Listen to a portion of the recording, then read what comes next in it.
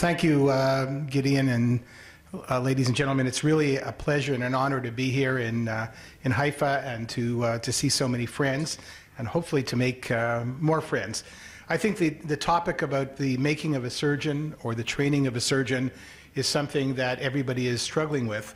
And what I'd like to do over the next short period of time is to give some of my thoughts about how this might be approached, trying to use some science as well as personal opinion.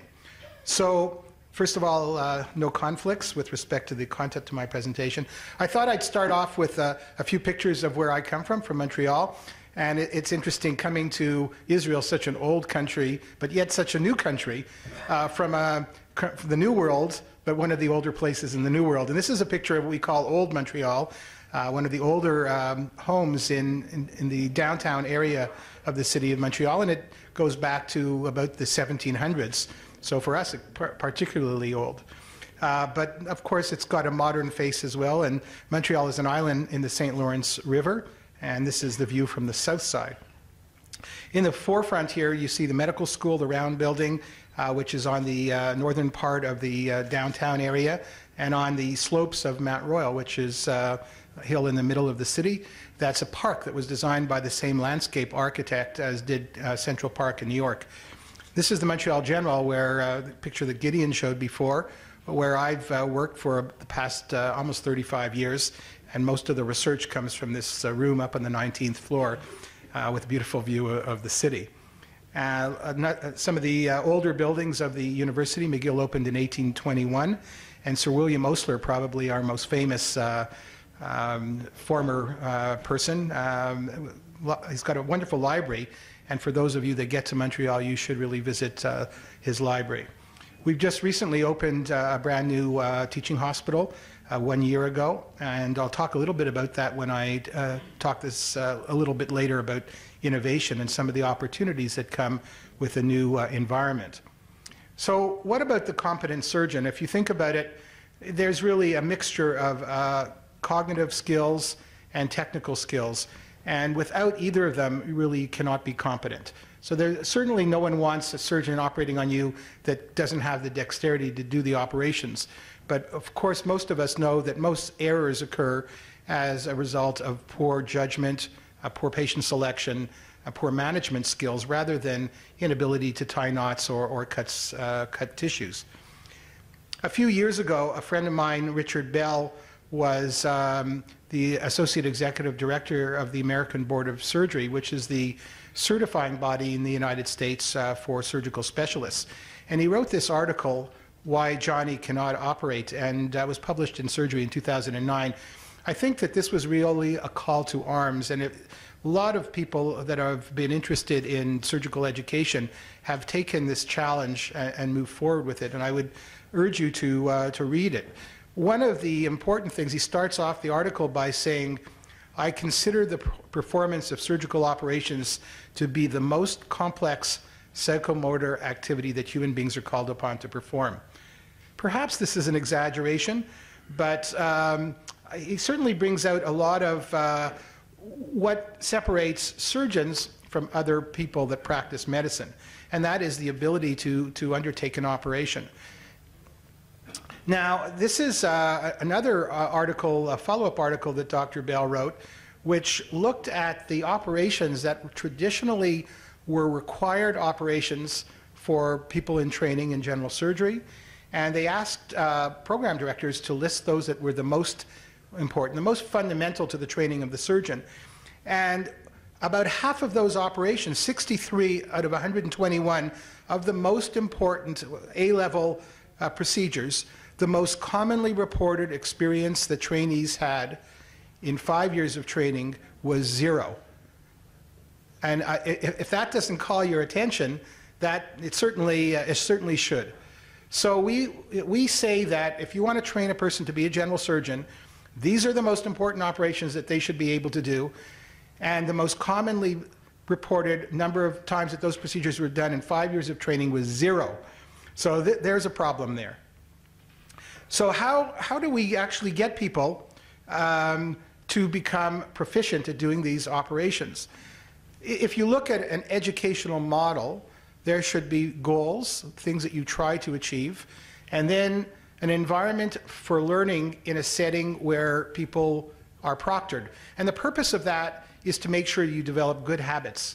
Any of you that do sports, probably music, I'm not musically inclined, would know that once you've developed bad habits, it's really hard to undo them and learn to do things properly. Much better to learn things properly the first time.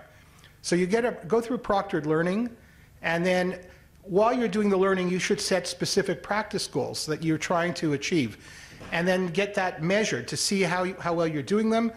Should result in some feedback. You correct yourself, and you constantly improve your way of doing that. And whether it's surgery, or it's ice skating, or it's golf, or it's tennis, whatever, that model seems to be the model that's been proven. But we don't really think about surgical training in that way. Another person who's really developed world-renowned expertise on mastery, Anders Ericsson. This person you probably heard about 10,000 hours to become an expert. He's interviewed a lot of high-level people in various, whether they're chess masters or whether they're Tiger Woods in golf, etc. And his conclusion is that expert-level performance is primarily the result of expert practice. Not just spending time doing things, but really deliberate practice where you have specific goals in mind. And I had the opportunity once to golf with Gary Player when he was at the peak of his game, and after he sunk a shot from the fairway, and I said, wow, that was lucky. He said, well, the more I practice, the luckier I get. And it made a good example for me. So we all have to recognize that teaching procedural skills is an essential component of surgery. And if you believe the writings of Dr. Bell and the ratings that we saw earlier from the Annals of Surgical article, the way that we continue to train our residents is just not working very well. It's inefficient. So let's think about a new way where there's an opportunity to teach people properly, assess people, and direct their training accordingly. And if you believe that that is truly possible, then you have to embed in this a way of measuring surgical performance. We know from many, many different examples, the best way to improve something is to measure it. If you don't measure it, then it's very hard to have insight about where you need improvement. So traditionally, the Halstedian way was graded experience.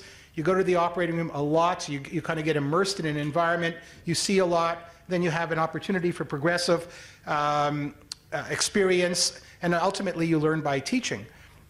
But there are problems with this model because primarily it's time-based. You put someone in a black box for 5 or 6 years, they come out and they're supposed to be well-trained. But it doesn't work very well, and one of the reasons is that the only thing that we assess very well is knowledge, and we have all kinds of multiple choice tests or essays or oral exams where you could test people's knowledge. But we really don't measure technical performance very well. And if we find that someone is struggling, we don't necessarily identify them early enough, and we don't have a strategy to improve, so they fall further and further behind. So we might believe that we have a curriculum now and that a person must pass every year, but in fact, we really don't do this very well. And it's because there is really no way that we ask them to demonstrate in some way that they actually not only know how to do a procedure, but can demonstrate that they could do procedures. So we leave all of that in the hands of their program directors, who are invested in making sure that they pass, because it's not good for the program to hold people back. People won't want to train in that program. So this is our current training paradigm. And this, again, is the article that you saw earlier that really makes the point that the people that are coming out of training programs into fellowships, and 80% of trainees training in general surgery in the United States go into fellowships, so this really applies to the majority of people, are not really appropriately trained. So let's think, if we were going to design a new program, how we would want to do it. I think we're okay with the cognitive skills. We can give people material that they're expected to know. We could test that etc. The thing that we've not done as well as we should is to look at not only the technical skills, but the ability to make decisions in the course of an operation. And I think those are the great opportunities that we now have. If you look at videos of early days of cholecystectomy, laparoscopic cholecystectomy, and watch people injure the bile duct, these are experienced surgeons who've done hundreds of open operations, you realize that there is what we call a maximum cognitive load. There's a maximum amount of things that people can concentrate on one time. And these surgeons, as you watch the video, you watch them cut the bile duct, and you know they're going to cut the bile duct. And if you put them in the room and you ask them to look at other people's videos, they could tell you that someone's going to cut the bile duct. And when they did the operation, they were so overloaded with trying to master the technical challenges of laparoscopy that they were not able to recognize that they were about to cut the bile duct. It was really striking. So one of the things that we wanted to address early on was to get people to learn the fundamental skills and to automatize them so that their brain is free to interpret what they see and to make appropriate judgment. Our feeling was that learning in the operating room basic skills is really inappropriate nowadays, and it's probably not ethical. So our goal was to try to come up with a way to build a foundation and to use that, just like you're building a house or anything. A strong foundation will result in a good product. So the goal that really we're trying to move towards is screening people at entry into training, not necessarily to exclude a lot of people, but to identify those people who are true outliers. That you want to make sure that basic physical defects are identified. Can you imagine that we take people into surgical training programs and we don't even test their eyesight? I mean, you can't get a driver's license without testing some fundamental things. So there should be at least a basic training evaluation to make sure that you don't take people in that have a very low probability of being able to be competent surgeons at the end. Then you build a skill set that is fundamental for doing the procedures that you're going to have to do. And you teach proper technique at the basis. So that's the foundation that you want to work on. And you verify that people actually have this. And you make sure that it's so automatic that they could do two things at one time without deteriorating. So it's like driving a car and talking on your cell phone. Well, you could do it now. When you first started to drive a car, you couldn't even listen to the radio probably because it was interfering with your concentration. So that's the foundation. And then based on that, the idea was then to build skill sets related to the procedures that what you're going to do and to demonstrate competencies in this. And you could use a variety of educational materials to do this. Simulation is one of the things that we've worked a lot on, but there's a lot of opportunity to use video to try to look at parts of operations that might occur infrequently, but they might be associated with the need to make decisions, interpret what you see so that you could do the operation safely. As well as giving examples of complications and people solving those complications, because getting out of trouble is something that we don't teach very well, but I think is a great opportunity for us to work on. So we have to recognize that every surgeon goes through a learning curve when they're going to develop their skills in doing an operation, and that people learn at different rates, and there might be various reasons for that. It might depend on how motivated they are, their own inherent abilities, so that we can't say that a learning curve for a certain operation is 10 procedures or 15 procedures or 60 procedures. That will depend on the individual. And we have to remember that when we look at articles that say the learning curve for sleeve gastrectomy is 12 cases. It doesn't make sense. It might be the average, but we have to recognize that each person has to go through their own learning curve. And most learning curves look something like this. There's a steep phase of early learning, and then it tends to plateau. Our goal, in the past, we've gone through the learning curve entirely in the operating room, but I think, and I think Gideon's work, which I'll go over in a moment, proves that we could actually bypass the risks associated with the early part of the learning curve by simulation training, taking it away from the patients and really allow us to introduce these procedures safer and more efficiently. So how do you develop technical proficiency? Learn the proper technique at the beginning, deliberate practice, evaluation, feedback, leads to more practice, reevaluation, and simulation really provides an opportunity here. Early on in laparoscopy, we decided, after putting a number of people through our course, that there were people that were coming through our 2-day lap chole course that we would give a paper to say that they took this course at McGill, and we were really quite worried about them going home, using this to get credentials and going to start to do these in people. But we didn't have a means to say, no, you don't get this certificate and someone else does. We felt that we had to come up with a way to do this that was not personal and didn't look like we were restricting competition, but we really had a basis for making these decisions. So we developed this FLS program. I'm sure you've probably seen this many times. There were 5 different tasks that people had to do, and we measured their performance with various metrics. And the metrics were designed to reward people that could do their tasks efficiently, with precision, and we defined specific errors that would be crucial errors that even if they did the task fast, they would fail those tasks. And we had to show that these metrics or measures were reliable. That meant that if different people would do the evaluation, the scores would be similar, and that they would be valid, that they would really reflect performance in the operating room. And we ran a number of people through this simulator test. We got people from 5 different countries, and we found people that had different levels of experience or expertise really separated out quite nicely. So people with less expertise, we call them junior here, intermediate, that are people that were more advanced in their training, and senior would be people that were independently doing laparoscopic surgery. And you see the differences in their performance scores over here, and these are the 95% confidence intervals, and they didn't overlap at all, so we had a way to separate people quite effectively. Danny Scott from UT Southwestern in Dallas did a study that showed that you could even take medical students, you could train them up to proficiency, and that even if you bring them back a year or 2 later, those skills that they had learned were maintained. So that skills that you were able to develop in a simulator, it's like driving a bike to a certain extent. Once they become automatized, they become part of your fabric, your muscle memory. And so we knew we could train people in a simulator. The question we had was, what does this mean in terms of were they able to be competent in the operating room? We didn't have a means to measure performance in the operating room, so we had to develop one, and we had to show that that measure in the operating room was, again, reliable and valid, that people would believe it.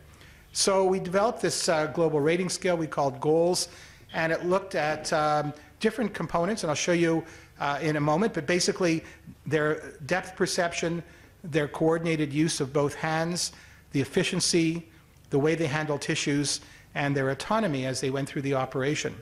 And we scored each of these 5 characteristics on a 5-point Likert scale with a maximum score of 25. This is what the score looked like. So for instance, if you look at bimanual dexterity, a score of 1 would be uses only one hand, ignores the non-dominant hand, and poorly coordinates their hands. A score of 3 uses both hands but does not optimize their interaction, and a score of 5 expertly utilizes both hands in a complementary manner to provide optimal exposure. So by having these descriptors, we wanted the raters to be able to use the whole rating scale, so some people truly would get a score of 1 and not everybody would cluster with a medium score. And we showed that if you took trained observers, there was a high level of reliability in their scores. They would correlate quite well. If you took the attending surgeon taking a resident through a case and you compared his score to the trained observers, correlated very well. And even if you asked the residents to score themselves, it correlated very well with the attendings.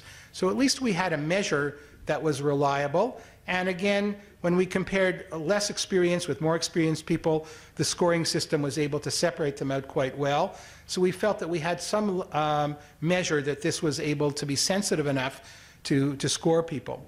And when we looked at the correlation between the score in the operating room, which is here on the vertical axis, and the score in the simulator box, you could see that very good correlation. The 95% confidence intervals were quite tight.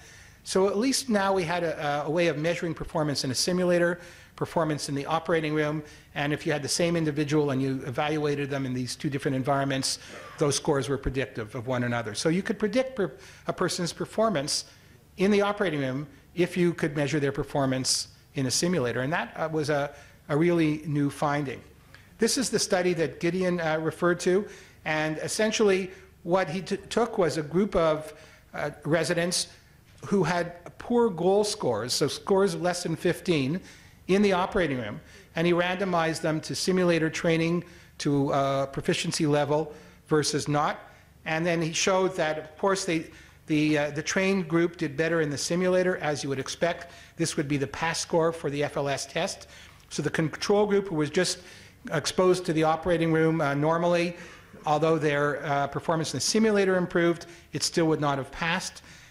But more importantly, if you evaluated them in the goal score in the operating room, the control group still didn't have a score of 15, which was what we would consider a barely passable score, whereas the trained group improved their performance to a score of 17, which is a level going from the level of a first or second year resident to a level of a third or fourth year resident.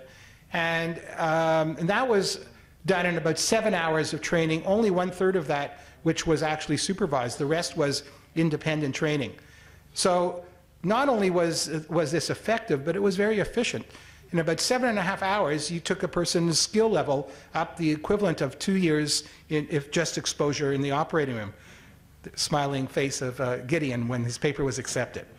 So what have we come up with? So we came up with an inexpensive training system that we could measure performance, show that that performance was reliable and valid, showed it correlated with performance in the operating room, that training on this improved performance in the operating room. So we had an educational tool that was effective, and in fact, we had some data now to show that we could measure technical performance.